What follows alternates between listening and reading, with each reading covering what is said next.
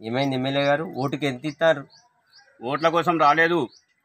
మరి దేనికోసం వచ్చిన? అప్పులలో నువ్వు చేసిన అప్పుల గురించి మళ్ళీ నా దగ్గరికి వచ్చి అప్పుల గురించి అడిగితే నీ దగ్గర అడగడానికి వచ్చిన. అంటే నీకు ఓట్లు వద్దా?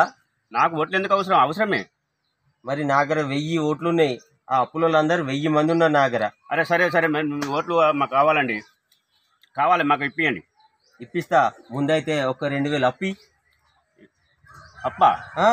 నేను అప్పుల గురించి నేను వస్తే నాకే అప్పు అడుగుతావా? నువ్వు ఇప్పుడు అప్పు ఇవ్వలేదనుకో, నేనే ఎమ్మెల్యేగా నిలబడతా. అబ్బా డిపాజిట్ కూడా రాదు. అట్లా చేయకు నేను ఇస్తా. ఇయ్యి 2000 ఇస్తా.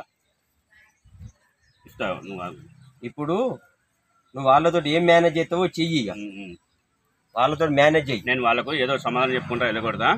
నువ్వైతే మర్చిపోకు. ఓట్లన్నీ మనకే రావాలి. ఓట్లన్నీ నీకే. నేను గెలిచినాక వేరే రకంగా చూస్తా. ఓకే, వాళ్ళకి నచ్చ అయిపోపా.